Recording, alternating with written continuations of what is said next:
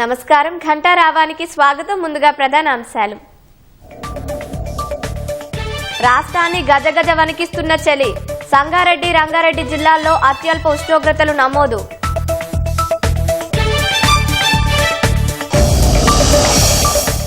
ప్రమాణ స్వీకారాలు చేస్తున్న కొత్త సర్పంచులు, వార్డు సభ్యులు. 12,702 గ్రామాల్లో ఏర్పాట్లు చేసిన అధికారులు. సాయంత్రం మంత్రులతో సమావేశం కానున్న సీఎం. స్థానిక సంస్థల ఎన్నికలు, కేసీఆర్ వ్యాఖ్యలపై చర్చ.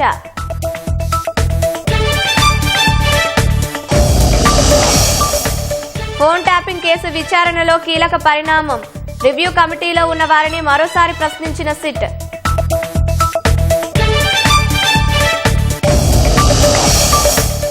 ఉక్రెయిన్లో శాంతి పునరుద్ధరణకు రష్యా కట్టుబడి ఉందన్న అమెరికా. యుద్ధాన్ని ముగించడానికి చర్చలు సఫలమయ్యాయన్న వైట్ హౌస్.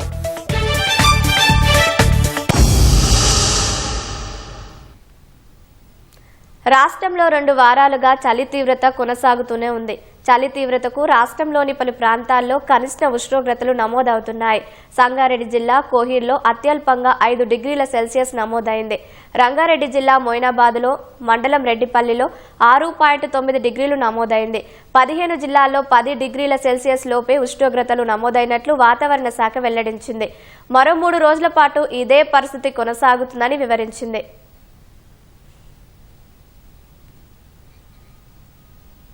సాయంత్రం 5 గంటలకు కమాండ్ కంట్రోల్ కార్యాలయంలో మంత్రులతో ముఖ్యమంత్రి రేవంత్ రెడ్డి భేటీ కానున్నారు.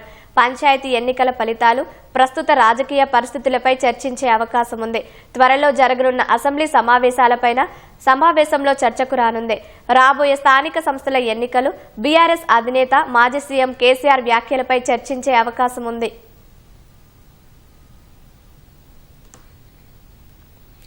కేసీఆర్ వస్తానంటే జనవరి 2 నుంచి నీళ్లు నిజాలపై అసెంబ్లీలో చర్చకు సిద్ధమని ముఖ్యమంత్రి రేవంత్ రెడ్డి ప్రకటించారు. ఉమ్మడి రాష్ట్రంలో కంటే కేసీఆర్ హయాంలోనే నీటి వాట విషయంలో తీరని అన్యాయం జరిగిందని ఆరోపించారు. కేవలం 299 టీఎంసీలు చాలని సంతకం చేసి ఉమ్మడి పాలమూరు, ఖమ్మం, నల్గొండ జిల్లాలకు మరణ శాసనం రాశారని కేసీఆర్పై ధ్వజమెత్తారు.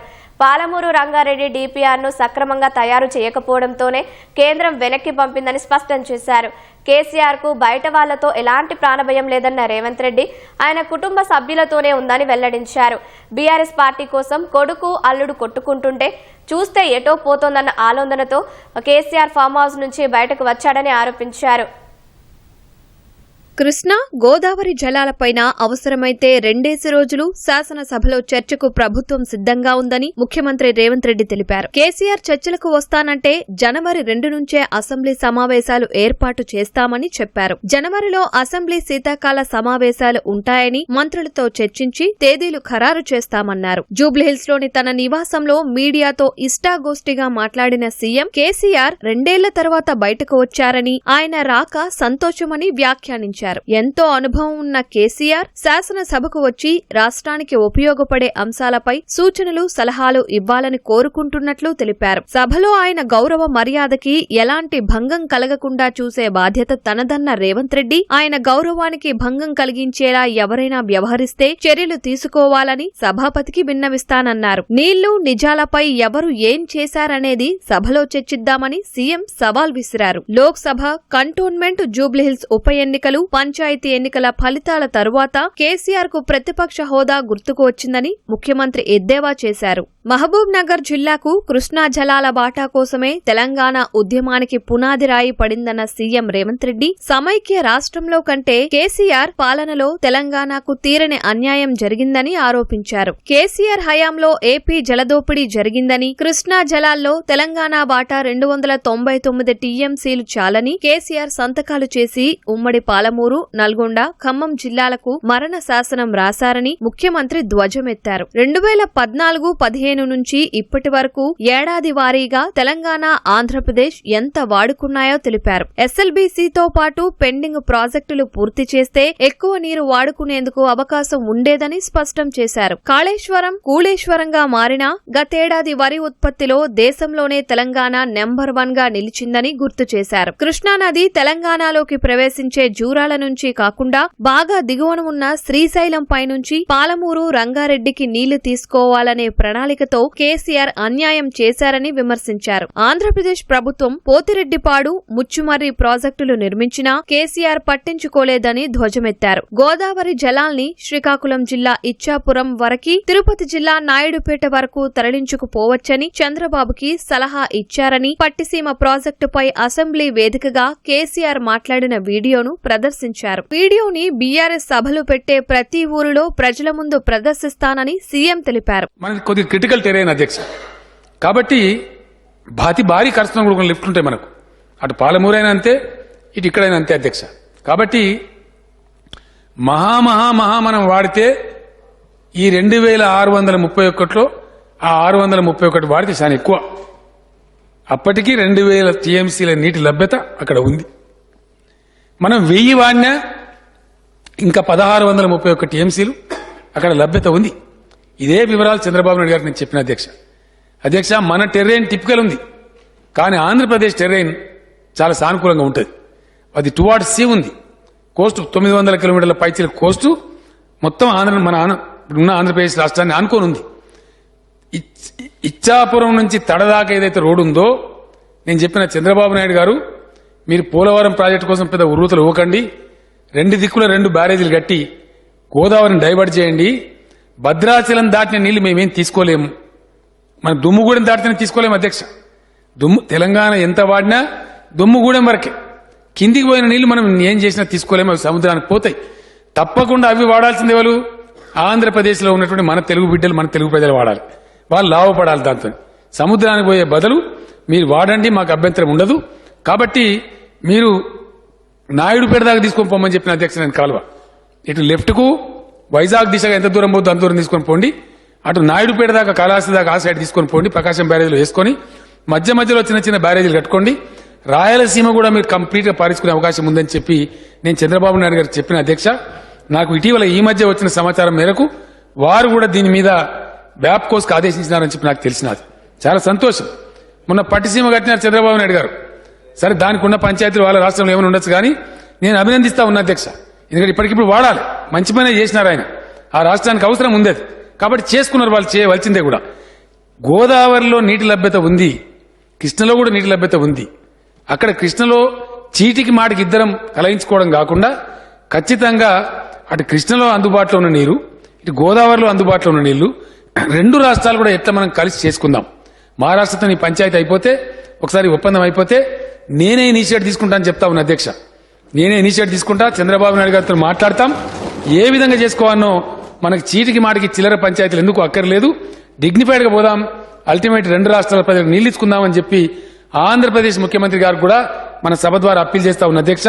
మన గౌరవ సభ్యులు కూడా దాన్ని హర్షిస్తారని చెప్పి నేను అనుకుంటా ఉన్నా. కృష్ణా జలాల్లో ఏపీకి 64%, తెలంగాణకు 36% వాటా ఇస్తే చాలని కేసీఆర్ సంతకం చేశారని ఆరోపించిన సీఎం రేవంత్ రెడ్డి, తాము అధికారంలోకి వచ్చిన తర్వాత 71% వాటా కావాలని పోరాడుతున్నట్లు తెలిపారు. కేసీఆర్ పాలనలో చేసిన 8.11 లక్షల కోట్ల అప్పులు చేశారన్న ముఖ్యమంత్రి, ఎఫ్ఆర్బీఎం నిబంధనలకు లోబడే అప్పులు తెస్తున్నామని అసెంబ్లీ వేదికగా అన్ని వివరాలు వెల్లడిస్తానన్నారు. బలంగా ఉన్న రాష్ట్ర ఆర్థిక వ్యవస్థను విధ్వంసం చేసిన ఆర్థిక ఉగ్రవాది కేసీఆర్ అన్న రేవంత్ రెడ్డి ఆ మాటలను తాను ఆన్ రికార్డుగా చెబుతున్నానన్నారు. కొడుకు అల్లుడు కొట్లాడుకుంటున్నారని, అల్లుడు చేతిలోకి పార్టీ మారిపోతుందన్న భయంతోనే కేసీఆర్ ఫామ్ హౌస్ నుంచి బయటకు వచ్చారని సీఎం ఆరోపించారు. కేసీఆర్ ఉన్నంత వరకు ఆయన చెప్పిన మాటే తన మాట అని హరీష్ రావు ఇటీవల అన్నారంటే దానికి అర్థం ఏమిటని సీఎం రేవంత్ రెడ్డి ప్రశ్నించారు. కేసీఆర్ పోతే 5,000 కోట్ల బీఆర్ఎస్ ఆస్తులు అప్పనంగా తన చేతికి వస్తాయని హరీష్ రావు అన్నట్లే కదా అని అన్నారు. రాత్రికి రాత్రే 5,000 కోట్లు వస్తాయని, కేసీఆర్ కి ఏదైనా జరగాలని హరీష్ రావు కోరుకుంటారే తప్ప తాము కాదని సీఎం అన్నారు. అందుకే హరీష్ రావు బీఆర్ఎస్ ను వదిలి ఎక్కడికి పోరని, కేసీఆర్ కు ఆయన కుటుంబం నుంచే ప్రమాదం పొంచి ఉందని హెచ్చరించారు. హెచ్చరించారు. గులాబీ దళపతి కుర్చీ కోసం కొడుకు, ఆస్తుల కోసం అల్లుడు కొట్టుకుంటుంటే కొందరు కేటీఆర్, బీఆర్ఎస్ ఐరన్ లెగ్ అంటూ హరీష్ ను పార్టీ అధ్యక్షుడిగా చేయాలని ప్రచారం చేస్తున్నారని సీఎం అన్నారు. పంచాయతీ ఎన్నికలు పార్టీ గుర్తుపై జరిగి ఉంటే తెలిసేదన్న కేసీఆర్ వ్యాఖ్యలను సీఎం రేవంత్ రెడ్డి తిప్పికొట్టారు. కంటోన్మెంట్, జూబ్లీహిల్స్ ఉప ఎన్నికలు, లోక్సభ ఎన్నికలు పార్టీ గుర్తుపై జరిగాయని, వాటి ఫలితాల సంగతేమిటని ప్రశ్నించారు. సర్పంచ్ ఎన్నికల ఫలితాలపై అనుమానాలు ఉంటే నిజ నిర్ధారణ కమిటీ వేసి ఏ గ్రామానికైనా వెళ్లి పరిశీలించేందుకు సిద్ధమంటూ సీఎం సవాల్ విసిరారు. అసెంబ్లీలో కేసీఆర్ ప్రతిపక్ష నేత పాత్ర పోషిస్తేనే క్రియాశీల రాజకీయాల్లో ఉన్నట్లని, లేకుంటే లేదన్నారు. కాంగ్రెస్ నిర్మించిన ఓఆర్ఆర్ తో పాటు భూములను కేసీఆర్ ప్రభుత్వం అమ్ముకుందని ముఖ్యమంత్రి ఆరోపించారు. హైదరాబాద్ కు బీఆర్ఎస్ ఏం చేసిందో చెప్పాలని డిమాండ్ చేశారు. యూరియా కోసం యాప్ తెస్తుంటే కేసీఆర్ భరించలేకపోతున్నారని సీఎం రేవంత్ రెడ్డి ఎద్దేవా చేశారు. ఫోన్ ట్యాపింగ్ కేసులో కీలక పరిణామం చోటు చేసుకుంది. ఫోన్ ట్యాపింగ్ రివ్యూ కమిటీలో ఉన్న వారిని ప్రత్యేక దర్యాప్తు బృందం మరోసారి విచారించింది. గత ప్రభుత్వంలో పనిచేసిన 2 ప్రధాన కార్యదర్శులు, జీఏడీ మాజీ కార్యదర్శి, న్యాయశాఖ మాజీ కార్యదర్శి, మాజీ ఇంటెలిజెన్స్ చీఫ్ నవీన్ చంద్ను సిట్ విచారించింది. సోమేష్ కుమార్, నవీన్ చంద్ వాగ్మూలాలను మరోసారి రికార్డు చేసింది.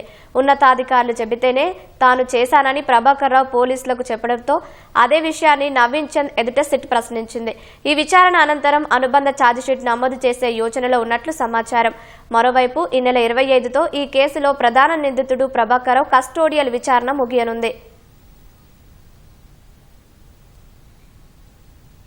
నల్గొండ జిల్లా నకరేకల్లో దారుణం జరిగింది. కోడిగుడ్ల వ్యాపారి యలగందుల వెంకన్న దారుణ హత్యకు గురయ్యాడు. కుమారుడు రాజేష్, మేనల్లుడు గడ్డు శ్రీకాంత్ని హత్య చేశారని బంధువులు ఆరోపిస్తున్నారు. కొంతకాలంగా తండ్రి కొడుకుల మధ్య ఆస్తి తగాదాలు జరుగుతున్నాయని బంధువులు చెబుతున్నారు. మృతుని కుమారుడు రాజేష్ కు గాయాలు అయ్యాయి. పోలీసులు కేసు నమోదు చేసి దర్యాప్తు చేస్తున్నారు. వెంకన్న మృతదేహాన్ని నకరేకల్ ప్రభుత్వ ఆసుపత్రికి తరలించారు.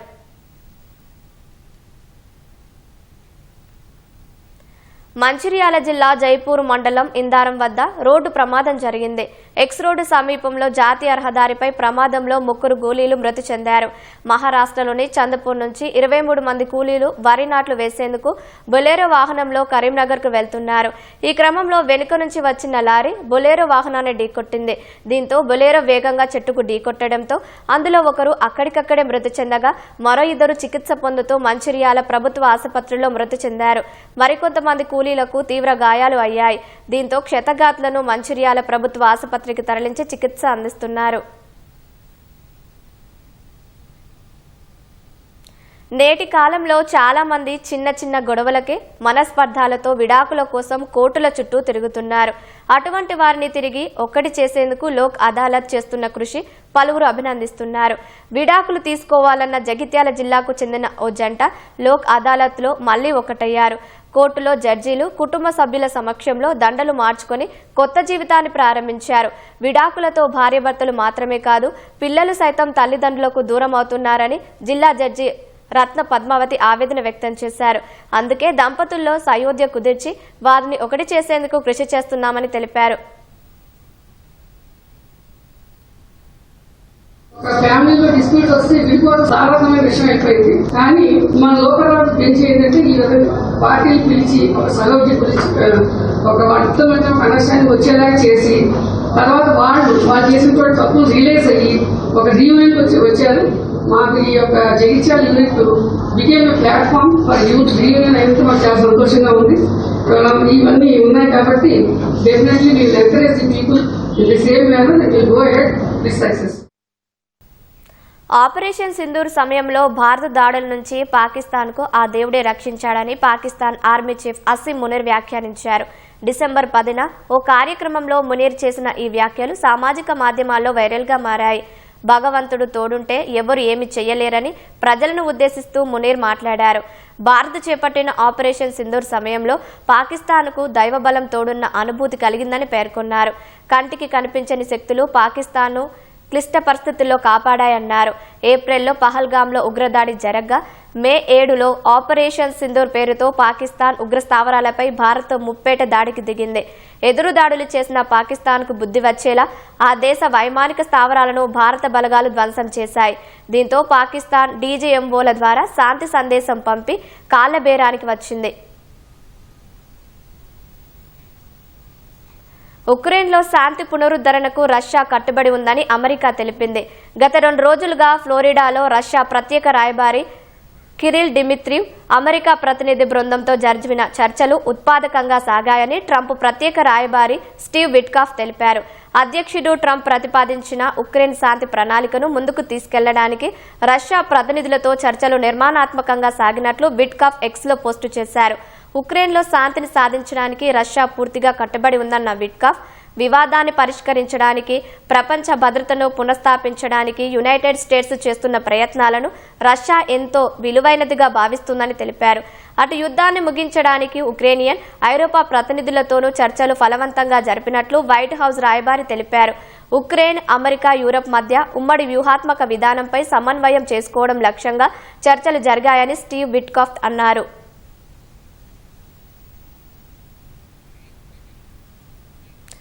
ఎప్స్టీన్ ఫైల్స్ కు సంబంధించి అధ్యక్షుడు డొనాల్డ్ ట్రంప్ ఫోటోలు మాయమవడంపై విమర్శలు చెలరేగిన వేళ అమెరికా న్యాయశాఖ చర్చలు చేపట్టింది. వెబ్సైట్లో మళ్లీ ట్రంప్ ఫోటోలను పోస్ట్ చేసింది. ఆ ఫోటోలో ట్రంప్తో పాటు ఎప్స్టీన్ సెక్స్ కుంభకోణం బాధితులు ఎవరూ లేరని తెలిపింది. బాధితుల గోప్యతను రక్షించడానికి వెబ్సైట్లో వారి ఫోటోలు ఉండకుండా చూడాలని న్యూయార్క్ సదరన్ డిస్ట్రిక్ట్ ఆదేశించిన తర్వాత ఆ చర్చలు చేపట్టినట్లు న్యాయశాఖ వివరించింది. సంపన్నుల కోసం మైనర్ బాలికల అక్రమ రవాణా, వారితో వ్యభిచారం చేయించడం వంటి నేరాలకు జెఫ్రీ ఎప్స్టీన్ పాల్పడ్డాడు. 2019లో కేసు విచారణ సమయంలో ఎప్స్టీన్ ఆత్మహత్య చేసుకున్నాడు. ఎప్స్టీన్ కు అమెరికా మాజీ అధ్యక్షుడు బిల్ క్లింటన్, ప్రస్తుత అధ్యక్షుడు ట్రంప్, బ్రిటన్ యువరాజు ప్రిన్స్ ఆండ్రూ, మైకల్ జాక్సన్ వంటి ప్రముఖులతో సన్నిహిత సంబంధాలు ఉన్నాయి. ట్రంప్ అధికారంలోకి వచ్చిన కేసు విచారణను ప్రభావితం చేస్తున్నారని విమర్శలు రావడంతో ఎప్స్టీన్ ఫైల్స్ ను విడుదల చేస్తామని ఇటీవల ట్రంప్ ప్రకటించగా, ఇందుకు సంబంధించిన ఫోటోలను అమెరికా న్యాయశాఖ తమ వెబ్సైట్లో ఉంచింది. అలా చేసిన మరునాడే ట్రంప్తో పాటు 16 ఫైల్స్ వెబ్సైట్ నుంచి మాయమవడంపై తీవ్ర విమర్శలు వ్యక్తమవుతున్నాయి.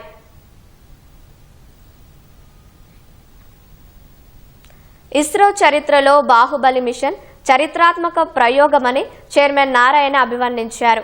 అమెరికాకు చెందిన ఈ ఉపగ్రహం 4G, 5G సిగ్నల్ను నేరుగా సాధారణ స్మార్ట్ ఫోన్లకు అందిస్తుందన్నారు. ఈ నెల 24న next generation communication satellite BlueBird block 2 ప్రయోగం శ్రీహరికోట నుంచి నింగిలోకి దూసుకెళ్తుందని తెలిపారు. తిరుమల శ్రీవారిని ఇస్రో బృందంతో కలిసి నారాయణన్ దర్శించుకున్నారు. LVM-3 M6 రాకెట్ నమూనాను శ్రీవారి పాదాల చెంత ఉంచి ప్రత్యేక పూజలు చేశారు. On 24th December morning, we have targeted the launch of Bluebird 2 satellite using our Bahubali rocket LVM-3. This satellite is the heaviest satellite ever lifted from Indian soil. It is a USA satellite. Mark 3, this will be the 9th launch which is going to take place, and the 3rd exclusive commercial mission. All the development works are going on very well. We are in the advanced stage. Actual Gaganyaan mission is targeted in the year 2027. Before that, we have to have 3 unmanned missions, what is targeted. Now we are working for those 3 unmanned missions. అస్సోంలోని గువాహటికి సమీపాన నీలాచల పర్వతాలపై కొలువైన కామాఖ్యాదేవి ఆలయం 51 శక్తిపీఠాల్లో ఒకటిగా ప్రసిద్ధి. శ్రీ శక్తిని ఆరాధించడంలో పేరుగాంచిన ఈ ఆలయాన్ని ఏటా 3 రోజుల పాటు పూర్తిగా మూసివేస్తారు. ఆ సమయంలో అమ్మవారికి ఋతుస్రావం అవుతుందని భక్తులు నమ్ముతారు. ఆ తర్వాత అంబుబాచి జాతర నిర్వహించి భక్తులకు ఎర్రని వస్త్రాన్ని ప్రసాదంగా అందజేస్తారు. సతీదేవి శరీర భాగం పడి శక్తిపీఠాలుగా వెలిసిన 51 ప్రాంతాల్లోకెల్లా కామాఖ్య ఆలయానికి అత్యంత ప్రాశస్త్యం ఉంది. ఈ నేపథ్యంలో కామాఖ్య ఆలయ పరిసరాలు ఎలా ఉంటాయి, అక్కడికి చేరుకోవాలంటే ఎలా, అమ్మవారికి చేసే పూజా కార్యక్రమాలు ఏమిటి అనే అంశాలను ఇప్పుడు తెలుసుకుందాం. ప్రస్తుతం మనం ఉన్నాం నీలాచల పర్వతంపై ఉన్నటువంటి కామాఖ్య ఆలయం. ప్రపంచవ్యాప్తంగా ఉన్నటువంటి అత్యంత ప్రసిద్ధమైన ఆలయాల్లో కామాఖ్య ఆలయం ఒకటి. ఇది అస్సాం రాష్ట్రంలో ఉంది. దేశ విదేశాల నుంచి భక్తులు కామాఖ్య ఆలయానికి వచ్చి ఇక్కడ దర్శించుకుంటూ ఉంటారు. దేశవ్యాప్తంగా ఉన్నటువంటి మొత్తం 51 శక్తిపీఠాల్లో కామాఖ్య ఆలయం కూడా ఉంది. ఇది అత్యంత ప్రధానమైనది కూడా మనం చెప్పొచ్చు. ఇక్కడ కోరిన కోరికలు తప్పకుండా నెరవేరుతాయనేది భక్తుల విశ్వాసం. అందుకే ఎంతో మంది భక్తులు ప్రత్యేకంగా ఇక్కడికి వచ్చి అమ్మవారిని దర్శించుకొని ప్రత్యేక పూజా కార్యక్రమాలు నిర్వహిస్తున్నారు. అయితే సాధారణంగా మనం గుడికి వెళ్తే కొబ్బరికాయలు సమర్పిస్తూ ఉంటాం, కానీ ఇక్కడ ఎక్కువగా ఎరుపు రంగు వస్త్రాలు, మందార మాలలు అమ్మవారికి ప్రత్యేకంగా సమర్పిస్తారు. వీటితో పాటుగా తామర పువ్వుల్ని అమ్మవారికి సమర్పిస్తుంటారు. ప్రస్తుతం మనం చూస్తున్న ఆలయం పరిసరాల్లోకి మనం ఎంటర్ అవుతున్నాం. బయట ఏదైతే గోపురం కనిపిస్తుందో మనకి, ఈ గోపురాన్ని మనం చూస్తూ ఉన్నాం. ఈ ప్రాంతంలో మనం చూసినట్లయితే కనుక మనకి ఎంటర్ అవగానే మొత్తం ఆలయానికి సంబంధించినట్టు గోపురం అంతా కూడా కనిపిస్తుంది. ఆ తర్వాత లోపలికి వెళ్లే కొద్దీ క్రమంగా ఎడమ వైపున, ఆలయానికి ఎడమ వైపున ఏదైతే మెయిన్ గర్భగుడి ఉంటుందో ఆ ఆలయానికి ఎడమ వైపున దీపాలు అమ్మవారికి సమర్పిస్తూ ఉంటారు. ఇక్కడ బయట నుంచి తీసుకొచ్చిన దీపాలని అమ్మవారికి సమర్పిస్తారు. పక్కనే మనం చూసినట్లయితే కనుక ఆంజనేయ స్వామి విగ్రహం కూడా మనకు కనిపిస్తూ ఉంటుంది.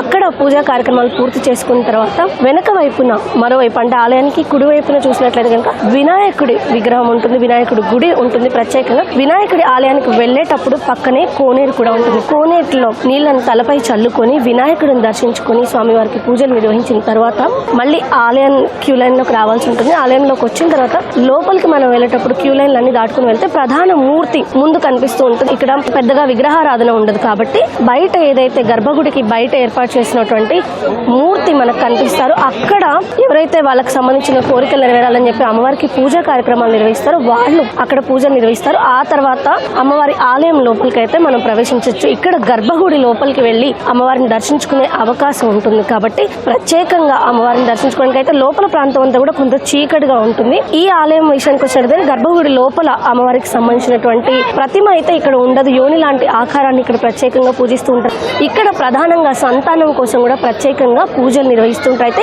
ఇక్కడ చూసినట్లయితే కనుక కామాఖ్య ఆలయానికి మరొక విశిష్టత కూడా ఉంది. ప్రతి సంవత్సరంలో ఒక్క నెల రోజుల్లో, ఒక్క నెల అంటే జూన్ జూలై మాసాలు తీసుకున్నట్లయితే గనక అమ్మవారికి ఋతుస్రావం అవుతుంది అని చెప్పేసి భక్తుల విశ్వాసం. అందుకే ఆ సమయంలో 3 రోజుల పాటు ఆలయాన్ని పూర్తిగా మూసివేస్తారు. అదేవిధంగా అమ్మవారి పైన తెల్లని వస్త్రాన్ని కూడా కప్పి ఉంచుతారు. అయితే ఆలయాన్ని 3 రోజుల తర్వాత తిరిగి ఓపెన్ చేసినప్పుడు ఆ వస్త్రం ఎరుపు రంగులో మారుతుంది అని చెప్పేసి, ఈ ఎరుపు రంగు ఎలా మారుతుంది, రక్తం ఎక్కడి నుంచి వస్తుంది అనేది ఇప్పటి వరకు కూడా ఎవరికీ తెలియదు అని చెప్తారు. అదేవిధంగా ఈ పక్కనే ఉన్నటువంటి బ్రహ్మపుత్ర నది కూడా ఈ సమయంలో ఎరుపు రంగుగా మారుతుంది అని చెప్పేసి ఇక్కడ ఉన్నటువంటి భక్తులు కావచ్చు, అదేవిధంగా ఈ స్థానికులు కూడా చెప్తూ ఉంటారు. ఆ సమయంలో అమ్మవారికి సంబంధించిన ఏదైతే ఎరుపు రంగు వస్త్రం ఏర్పడుతుందో ఆ వస్త్రాన్ని భక్తులకి ప్రసాదంగా అందిస్తూ ఉంటారు.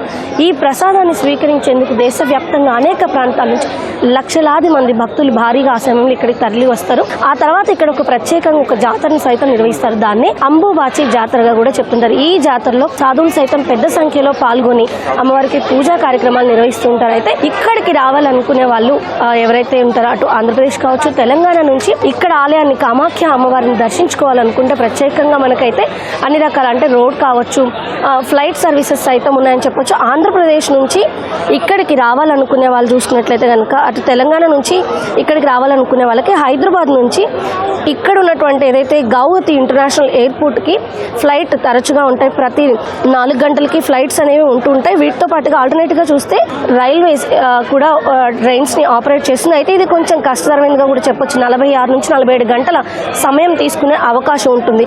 మనకి ఇక్కడ ఒక విశేషమైనటువంటి గెస్ట్ కనిపించారు. ఆయన తరచూ ఇక్కడికి వచ్చి అమ్మవారికి పూజ నిర్వహిస్తుంటారని తెలుస్తుంది. ఆయన ఎవరో కాదు, మనం మల్లారెడ్డి గారు. ఆయన అడుగుదాం.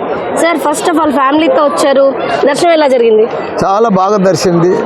నేను 1.5 ఇయర్ కింద వచ్చిన ఆ కామాఖ్యమ్మ తల్లిని మొక్కిన.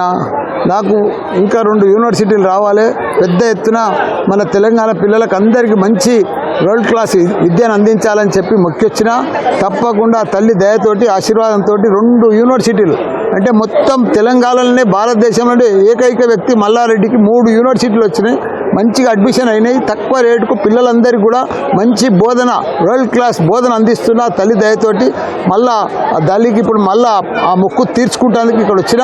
పంచబలి కూడా ఇచ్చిన పర్ఫెక్ట్గా. మళ్ళా తల్లి దయతోటి ఆశీర్వాదంతో మళ్ళా మొక్కి వస్తున్నా. మళ్ళీ బాగా అవుతుంది. ఏ తల్లికి ఫస్ట్ టైం నేను 2వ సారి వచ్చిన, ఏది మొక్కుతుంది మన శక్తిపీఠం మా తల్లి దగ్గర, కామాఖ్యమ్మ తల్లి దగ్గర బాగా అవుతుంది. సో 1.5 ఇయర్ క్రితం ఫస్ట్ వచ్చాను, మీకు అసలు ఎట్లా తెలిసింది ఈ టెంపుల్ గురించి? నేను ఒక ఫ్రెండ్స్ వస్తుంటే ఫ్రెండ్స్ ఎంబడి వచ్చిన. నేను కూడా అప్పుడు ఫస్ట్ టైమే వచ్చినప్పుడు మంచిగా దర్శనం అయింది. అప్పుడు కూడా మొక్కి వచ్చిన పంచబలిస్తాని. నా మొక్కులన్నీ చెల్లితే పంచబలిస్తాను మొక్కిన. మొక్కులన్నీ చెల్లించిన తల్లి దయతోటి ఆశీర్వాదంతో ఇలా పంచబలితో పూజ చేసి కంప్లీట్ చేసుకున్నాను. అయితే ఈసారి కుటుంబంతో సహా వచ్చారు, మరి ప్రత్యేకంగా ఫ్యామిలీ కోసం ఏం కోరుకోలేదా? కేవలం పిల్లల కోసం? పిల్లలు ఇప్పుడు నా స్టూడెంట్స్ అంతా మా పిల్లలేనమ్మా. వాళ్ళ ప్రపంచం తగ్గట్టు మా పిల్లలను స్టూడెంట్స్ తయారు చేస్తే చాలు.